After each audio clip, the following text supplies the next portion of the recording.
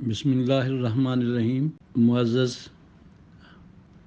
سامعین، السلام علیکم ورحمۃ اللہ وبرکاتہ۔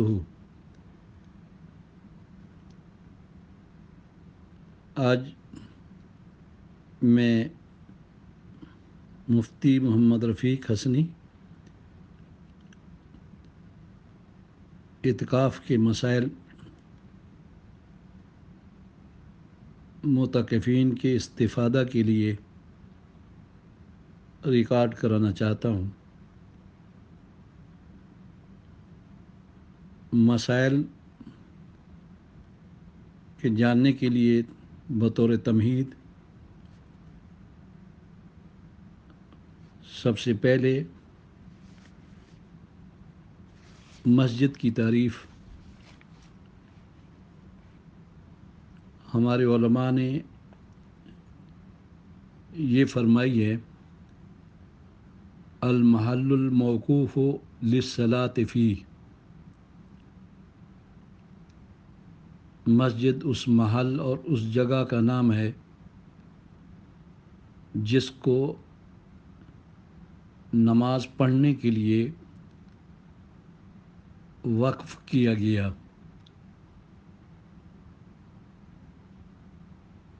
اس تعریف سے معلوم ہوا کہ وہ جگہ جو نماز کے لیے موقوف نہیں ہے وہ مسجد سے خارج ہے۔ مثلا مسجد کے احاطہ اور حدود سے خارج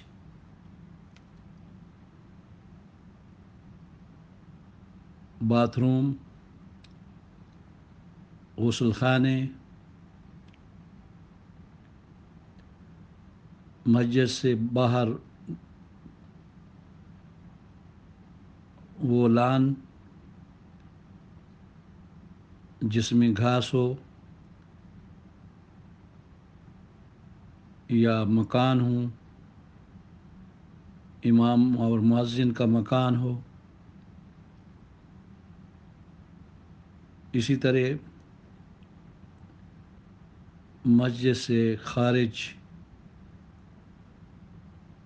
وہ خالی پلاٹ جو مسجد میں نماز پڑھنے کے لیے وقف نہیں ہے بلکہ تفریح کے لیے اس کو وقف کیا گیا ہے، اور واقف نے مسجد سے باہر ایک خالی پلاٹ چھوڑ دیا، مسجد کے مصالح کے لیے وقف کر دیا، تو وہ مسجد سے خارج ہے، مسجد نہیں ہے۔ مسجد کی سیڑھیاں یہاں جوتے اتارے جاتے ہیں وہ بھی مسجد سے خارج ہیں۔ مسجد کی بیرونی دیوار کے اندر وہ جگہیں جو نماز کے لیے نہیں بنائی گئیں وہ جگہیں بھی مسجد نہیں ہیں۔ اس لیے مسجد کی تعریف میں یہ ذکر کیا گیا ہے کہ مسجد اس قطعہ زمین کو کہتے ہیں جس کو نماز کے لیے واقف اور نماز کے لیے زمین دینے والے نے اس کو وقف کیا ہو، اپنے ملک سے نکالا ہو اور اللہ کے ملک میں دیا ہو، اور غرض اس کی یہ ہے کہ اس جگہ میں نماز پڑھی جائے۔ لہٰذا ذکر کردہ چیزیں جو مسجد سے خارج ہیں، مسجد کی نماز کے لیے نہیں ہیں، تو وہ مسجد نہیں کہلاتی۔ اور اعتکاف کی تعریف یہ ہے، هو اللبس فی المسجد مع الصوم و نیت الاعتکاف، اعتکاف مسجد میں ٹھہرنے کو کہتے ہیں، لیکن روزہ اور اعتکاف کی نیت شرط ہے۔ یہ اعتکاف کی تعریف ہے، لہٰذا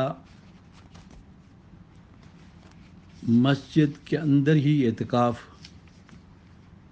ہو سکتا ہے۔ مسجد سے خارج جو چیزیں میں نے ذکر کی ہیں ان میں اگر کوئی شخص روزے اور نیت اعتکاف کے ساتھ بیٹھتا ہے تو اس کا اعتکاف نہیں ہوگا، کہ لبس فی المسجد، مسجد کے اندر ہونا یہ رکن ہے اعتکاف کا۔ اس کی وجہ یہ ہے کہ قرآن مجید میں اللہ تعالیٰ نے ارشاد فرمایا، وَلَا تُبَاشِرُوهُنَّ وَأَنْتُمْ عَاكِفُونَ فِي الْمَسَاجِدِ، بیویوں کے ساتھ مباشرت نہ کرو اس حال میں کہ تم مساجد میں اعتکاف کرنے والے ہو۔ اس آیت کریمہ میں مساجد کا ذکر ہے، تو معلوم یہ ہوا کہ اعتکاف صرف مسجد میں ہوگا، مسجد سے خارج جو جگہ ہے ان میں اعتکاف نہیں ہو سکتا۔ مسجد کی تعریف آپ نے سن لی، اور اعتکاف کی تعریف بھی آپ نے سن لی۔ اس لیے ہمارے علماء نے یہ کہا کہ مسجد کی شرط اعتکاف واجب اور سنت مؤکدہ کے لیے ضروری ہے، کیونکہ اللہ تعالیٰ نے قرآن مجید میں مساجد کا لفظ یا مساجد کے لفظ کی قید اعتکاف کے ساتھ لگا دی۔ ہدایہ میں ہے، وَلَوْ خَرَجَ مِنَ الْمَسْجِدِ سَاعَةً بِغَيْرِ اُذْنٍ فَسَدَ اعتکافُهُ عند سیدنا ابی حنیفہ، اگر کسی شخص نے مسجد سے ایک ساتھ کے لیے بغیر عذر کے خروج کیا تو اس کا اعتکاف فاسد ہو جائے گا، کیونکہ مسجد میں ہونا شرط ہے اعتکاف کے لیے۔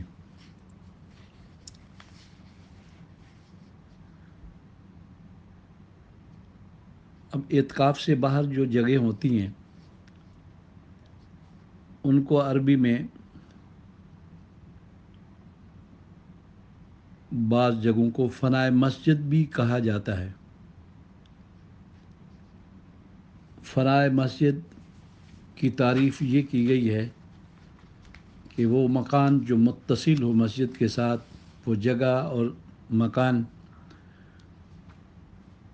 قطع زمین جو مسجد کے احاطہ کے ساتھ متصل ہو، اور اس مسجد کی حدود اور اس جگہ کے درمیان راستہ نہ ہو، شارع عام، یعنی ایسا راستہ نہ ہو جو عام لوگوں کے لیے آنے اور جانے کا راستہ ہو، بڑا راستہ، جیسے روڈ ہوتا ہے، شارع عام ہوتا ہے جس میں لوگ آتے جاتے ہیں یا گاڑیاں آتی جاتی ہیں، ایسا راستہ نہ ہو۔ اگر چھوٹا راستہ ہو تو اس میں کوئی حرج نہیں ہے۔ مسجد سے خارج وہ جگہ جو مسجد کے احاطہ، یعنی مسجد کی وہ حدود جن میں نماز پڑھی جاتی ہے ان کے ساتھ جو جگہ متصل ہے اس کو فنائے مسجد کہتے ہیں۔ فنائے مسجد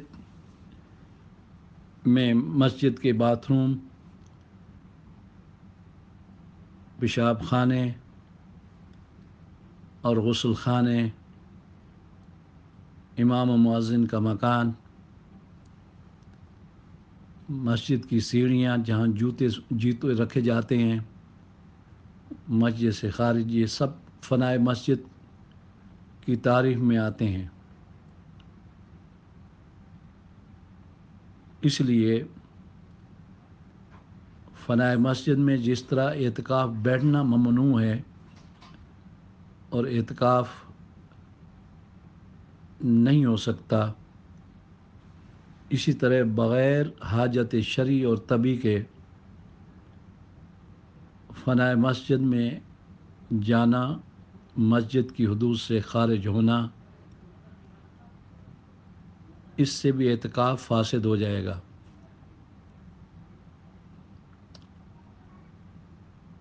اب ہمارے علماء نے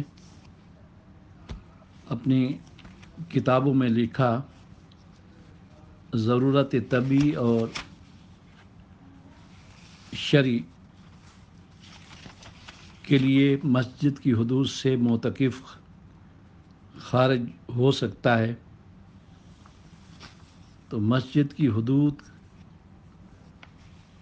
سے خارج ضرورت طبی کے 3 قسم یہاں ذکر کیے گئے ہیں۔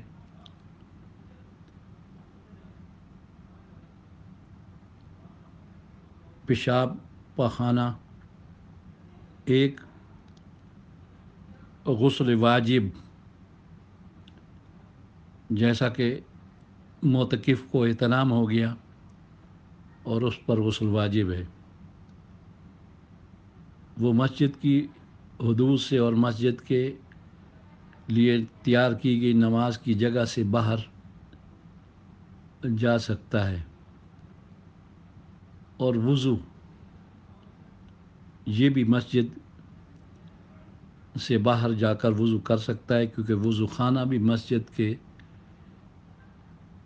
تعریف میں نہیں آتا، مسجد سے خارج ہے اور فنائے مسجد ہے۔ کھانا اور پینا یہ حاجت طبی میں نہیں ہے، اس لیے علماء نے یہ لکھا کہ معتکف مسجد کے اندر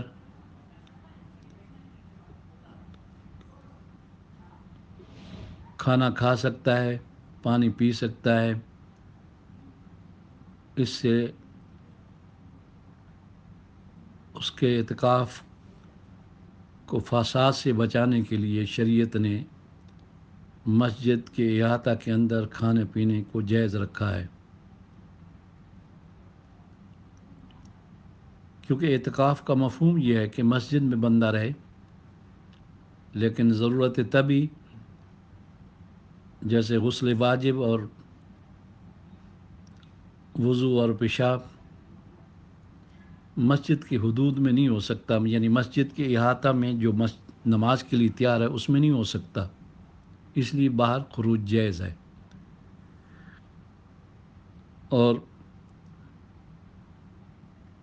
ضرورت شرعی یہ ہوتی ہے کہ اگر کوئی شخص اعتکاف میں بیٹھنے والا کسی دوسری مسجد میں امام ہے، جمعہ پڑھانا ہے اس نے، تو اس کے لیے وہ جا سکتا ہے۔ اس تعریف سے جو میں نے اعتکاف کی تعریف کی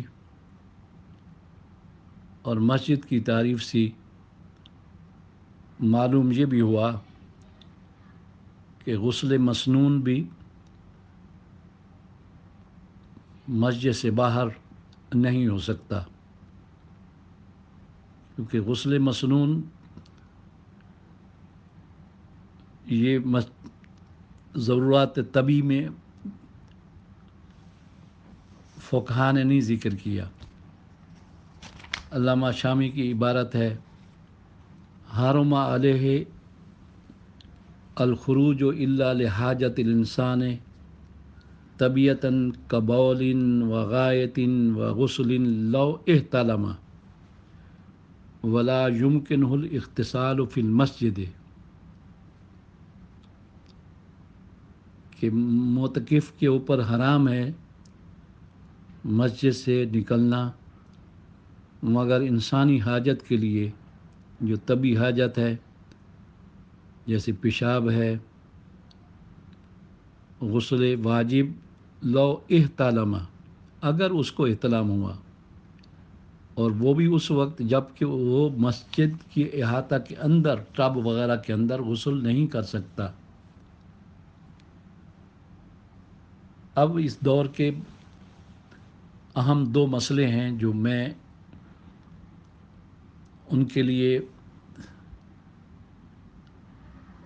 معتکفین کو آگاہ کرنا چاہتا ہوں۔ سب سے پہلا مسئلہ تو یہ ہے کہ کچھ لوگ فنائے مسجد کا حکم دیتے ہیں اور کہتے ہیں فنائے مسجد میں اگر معتکف جائے تو اس کا اعتکاف فاسد نہیں ہوتا۔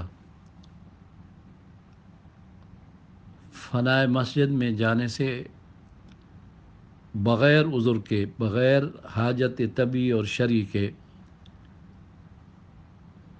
فقہا کرام کے نزدیک اعتکاف فاسد ہو جائے گا، کیونکہ اعتکاف کا معنی ہے ہوا لبس فی المسجد، مسجد میں ٹھہرنا۔ انتم عاکفون فی المساجد، تم نے مساجد میں اعتکاف کیا ہوا ہے۔ تو مساجد کی قید تو اللہ تعالی نے خود ذکر فرمائی ہے،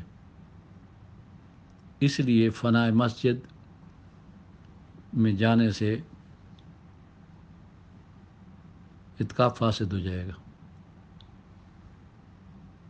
علماء نے یہ ذکر کیا ہے کہ مسجد کے احاطہ کے آخر میں، یعنی نماز پڑھنے کے لیے وہ جگہ جو متعین ہے، محراب سے لے کر صحن کے آخر تک، اس کے آخر میں جو دیوار ہوتی ہے، اس دیوار کو اعتکاف کے حق میں علماء نے یہ کہا کہ وہ بھی مسجد کی طرح اس دیوار پر بیٹھنے سے اعتکاف فاسد نہیں ہوگا، اگرچہ بغیر حاجت طبی اور شرعی کے ہو۔ اسی طرح مسجد کا مینارہ پرانے زمانے کے مطابق مسجد سے باہر مینارہ، کیونکہ اذان مسجد سے باہر دی جاتی ہے تو جاتی تھی، مینارہ کے دروازہ جو مسجد کے صحن کے اندر کھلتا ہے، اس سے مسجد کے مینارہ پر جانا اعتکاف کے لیے مفسد نہیں ہے، اعتکاف اس سے فاسد نہیں ہوگا۔ مینار اگرچہ مسجد سے خارج ہے، لیکن اذان کی ضرورت کے لیے مینار پر جانے سے اعتکاف فاسد نہیں ہوگا۔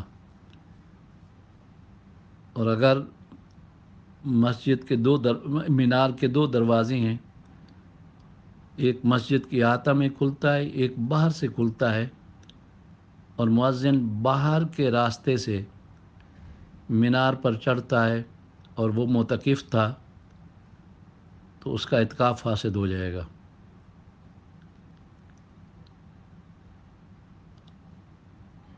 ایک حدیث پاک جو مشکات شریف میں موجود ہے کہ نبی کریم صلی اللہ علیہ وسلم اعتکاف فرماتے تھے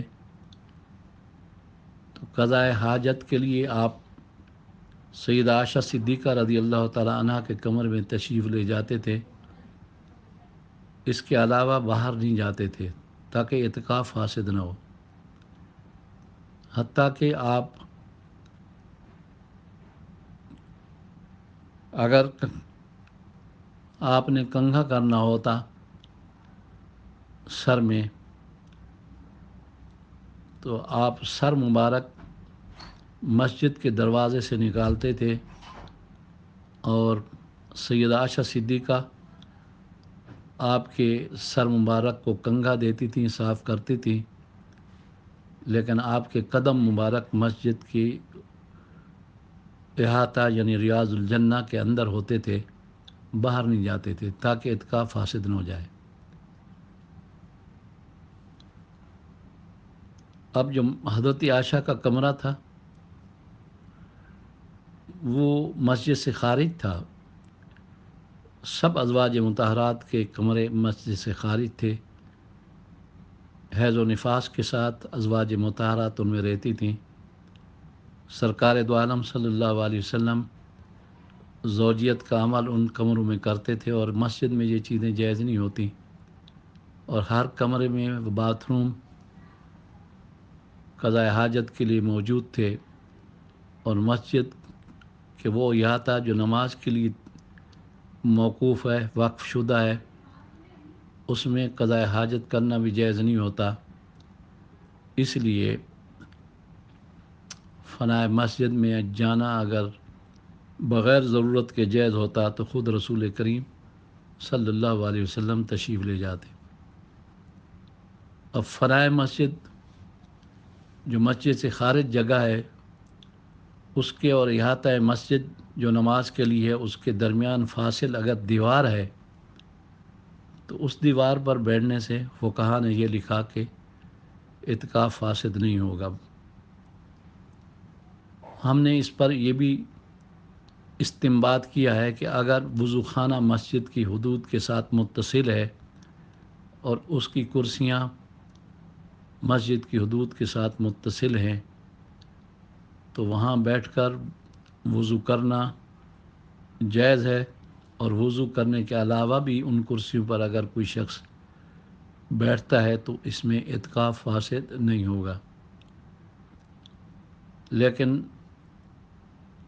اگر وضو خانے کے ساتھ ساتھ غسل خانے بھی موجود ہیں، وہ مسجد سے خارج ہیں، یقیناً خارج ہیں، اس لیے ان میں جانے سے بغیر ضرورت کے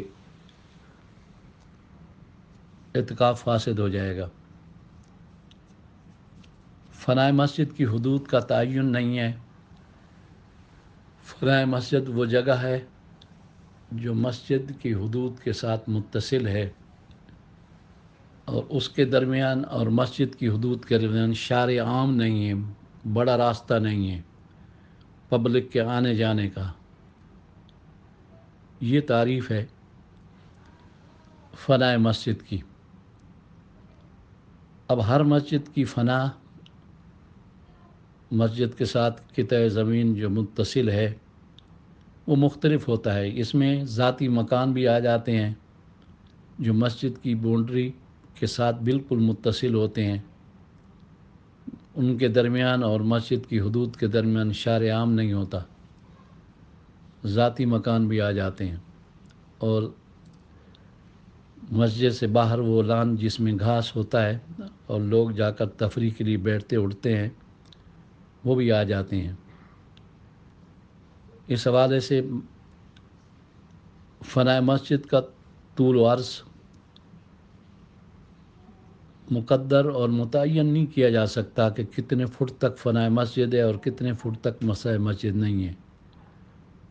اب مسجد نبوی کا فنائے مسجد دیکھیں آپ تو مسجد نبوی کی وہ حدود جہاں نماز ادا ہوتی ہے اس کی دیوار، اس سے باہر بڑے بڑے قطعات زمین ہیں، دائیں بائیں آگے پیچھے جہاں چھتریاں لگی ہوئی ہیں وہ فنائے مسجد ہیں۔ لوگ جوتوں کے ساتھ وہاں چلتے پھرتے ہیں۔ وہاں اعتکاف والا اگر اعتکاف کی نیت کے ساتھ بیٹھے تو اعتکاف اس کا نہیں ہوگا، کیونکہ وہ جگہ مسجد سے خارج ہے۔ اس لیے ان جگہوں پہ جانا بغیر ضرورت طبی پیشاب پاخانہ اور ضروری احتلام کے اعتکاف کو فاسد کر دے گا۔ اسی طرح ہمارے شہر کراچی میں طوبہ مسجد ہے، اس کے باہر لان ہے، وہاں جانے سے اعتکاف فاسد ہو جائے گا۔ لوگ وہاں چلتے رہتے ہیں۔ ہماری مساجد میں ائمہ کے مکان مسجد کی باہر کی دیوار اور باؤنڈری کے اندر ہوتے ہیں، غسل خانے بھی اندر ہوتے ہیں، واش روم بھی اندر ہوتے ہیں، ان کے درمیان اور مسجد کے احاطہ کے درمیان شار عام نہیں ہوتا، وہ فنائے مسجد تو ہیں لیکن وہاں جانے سے اعتکاف فاسد ہو جائے گا۔ اور حضور اکرم صلی اللہ علیہ وسلم کی حدیث کا حوالہ آپ کو دے دیا، اس سے زیادہ کیا ہو سکتا ہے۔ بعض حضرات آج کل یہ کہتے ہیں کہ جمعے کا غسل یہ بھی ضرورت شرعی میں داخل ہے یا طبی میں داخل ہے۔ اس حوالے سے کافی لوگ رابطہ کرتے ہیں اور عذر یہ پیش کرتے ہیں کہ اتنے دن تک مسجد میں رہنے سے طبیعت پر گھن آتی ہے، خصوصاً ہمارے علماء اور خصوصاً پنجاب کے علماء وہ عذر یہ ذکر کرتے ہیں کہ وہاں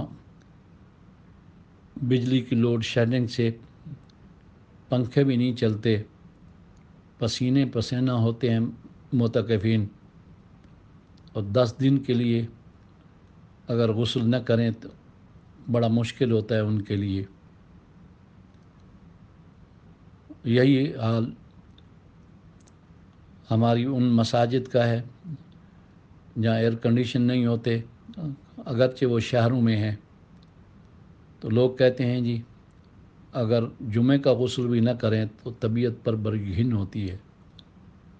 تو ہمارے علماء میں سے بعض علماء نے جو اپنے آپ کو جید المحقق علماء کہتے ہیں، فقہ کی ایک ضعیف ترین روایت، یعنی حدیث نہیں ہے، حدیث کی روایت تو الگ چیز ہے، کسی ایک فقیہ کا ایک قول ہے، اس نے کہہ دیا کہ غسل مسنون بھی یہ ضرورت شریعہ میں داخل ہے یا طبیعہ میں، تو انہوں نے فتویٰ دے دیا۔ اب حالت یہ ہے کہ جمعے کے لیے لوگوں کی لائنیں لگی ہوتی ہیں اور غسل کرتے ہیں، لیکن ان کو ہم یہ جواب دیتے ہیں کہ آپ لوگوں کا عذر یہ شرعی عذر نہیں ہے جس کی وجہ سے جمعہ کے غسل کا ہم اجازت دے دیں۔ جمعہ کے غسل کی اجازت تمام فقہا نے دی دی۔ ابھی میں نے دور مختار کی بات پڑھی، غسل کے ساتھ شعر ولو احتلامہ، اور وہ غسل جس میں احتلام ہو اور اس غسل جو جنابت کا ہے وہ مسجد میں بھی نہ ہو سکے تب جا کر باہر کے جانا غسل کرنا جائز ہے۔ تو ولو احتلامہ سے واضح ہے کہ اگر احتلام نہ ہو تو غسل مسنون کے لیے باہر نہیں جا سکتے۔ حضور علیہ السلام بھی غسل مسنون کے لیے جمعے باہر نہیں جاتے تھے۔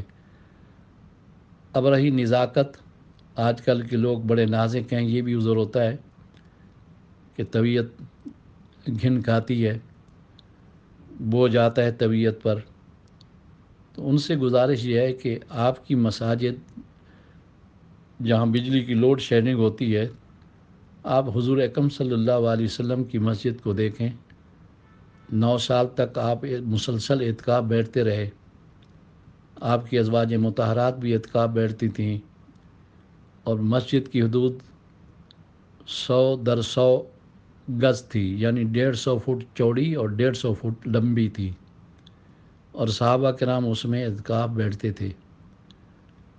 کہیں ثابت نہیں ہے کہ صحابہ کرام اس مسجد میں جو اتنی تنگ مسجد تھی اور مسجد کی چھت اوپر ہاتھ کرنے سے مسجد کی چھت کو چھو لیتا تھا، اور گرمی کی شدت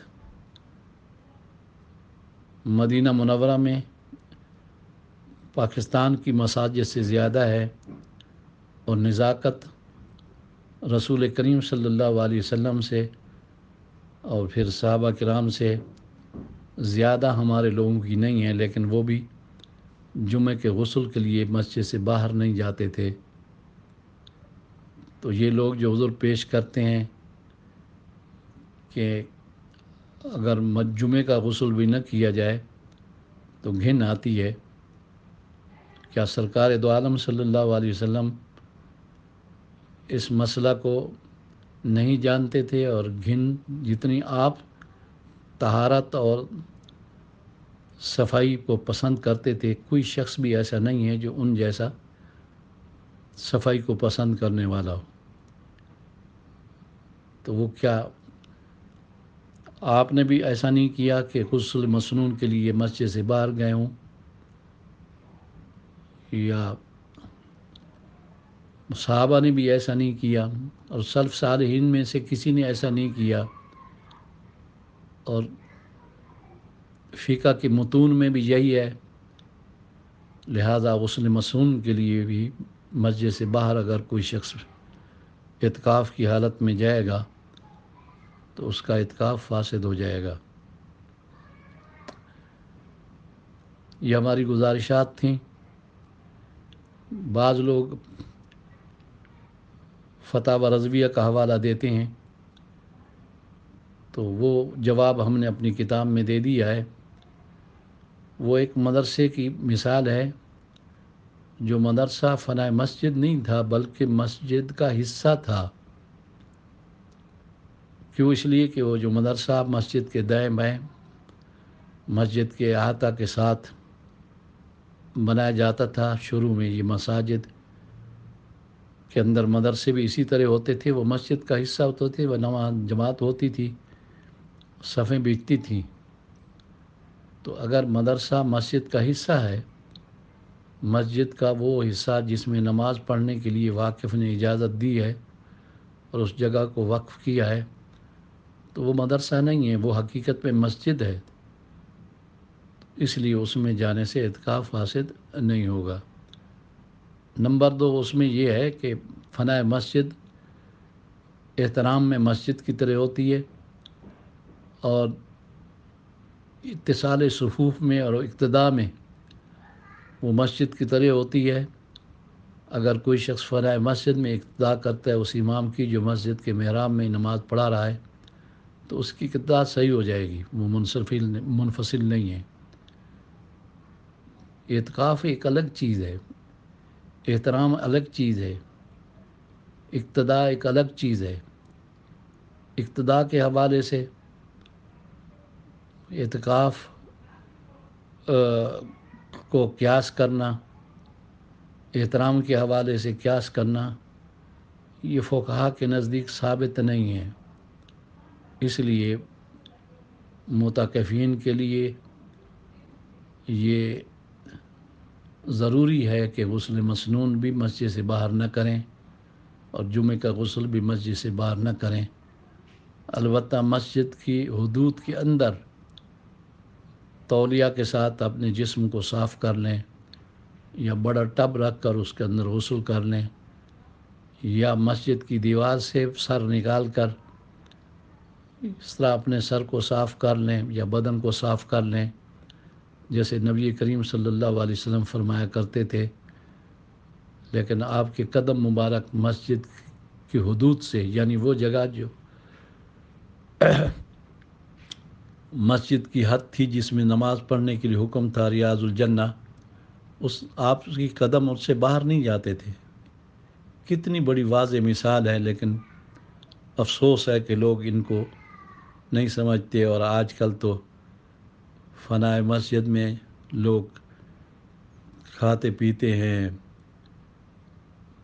مزاح و تفریح کرتے ہیں، اعتکاف میں بیٹھے ہوتے ہیں، اور پھر ان کو اس کا جواب بھی دینا پڑے گا کہ پھر بیرونی دیوار کے اندر جو جگہیں ہیں آپ ان کو فنائے مسجد اور اعتکاف کے لیے اس میں جانے کو جائز سمجھتے ہیں، تو وہ ائمہ مساجد جو اعتکاف میں بیٹھے ہوں، باہر کی دیوار کے اندر ان کے مکانات ہوں، تو وہ اپنے گھر میں بھی جا سکتے ہیں، سو سکتے ہیں، اٹھ سکتے ہیں، نمازیں پڑھا سکتے ہیں، تو پھر اعتکاف کا فائدہ کیا ہوا؟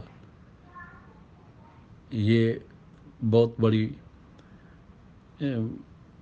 وبا ہے یا المیہ ہے کہ اعتکاف کرنے والے نے بظاہر تو اعتکاف کرتے ہیں، لیکن حقیقت میں ان کا اعتکاف نہیں ہوتا۔ یہ ہر عبادت میں تقریباً شروع ہو گیا ہے۔ زکوٰۃ ایک تجارتی کاروبار ہو گیا ہے، فطرہ اور فدیہ لوگ حلال حرام کو نہیں ہیں، تملیغ نہیں کراتے۔ بس لے رہے ہیں اور کھا رہے ہیں اور پی رہے ہیں. یہ ساری چیزوں میں اس طرح اس دور کا یہ المیہ ہے کہ عبادتیں ہماری ضائع ہوتی جا رہی ہیں. ہمارے اوپر فرض ہے کہ ہم صحیح بات سے آگاہ کریں. عمل کرنا سامعین کا معتکفین کا فرض ہے. ہمارے اوپر صرف مسئلہ سے آگاہ کرنا فرض ہے. وما علینا الا البلاغ المبین. یہ چند باتیں میں نے ریکارڈ کر کے آپ تک پہنچانے کی کوشش کی ہے. جہاں تک پہنچے تو اس کو آپ غور سے سنیں اور معتکفین کو پہنچائیں تاکہ معتکفین کا اعتکاف فاسد نہ ہو اور فنائے مسجد میں بغیر ضرورت کے نہ جائیں، بغیر حاجت کے نہ جائیں. ضرورت طبعی اور شرعی کا میں نے ذکر کر دیا ہے. اللہ تبارک و تعالی اعتکاف اور دیگر عبادتوں کی توفیق دے اور انہیں فساد سے بچانے کی بھی توفیق دے. وما علینا الا البلاغ. وصلی اللہ تعالی علی خیر خلقہ سیدنا و مولانا محمد وعلی آلہ و اصحابہ اجمعین برحمتک یا ارحم الراحمین.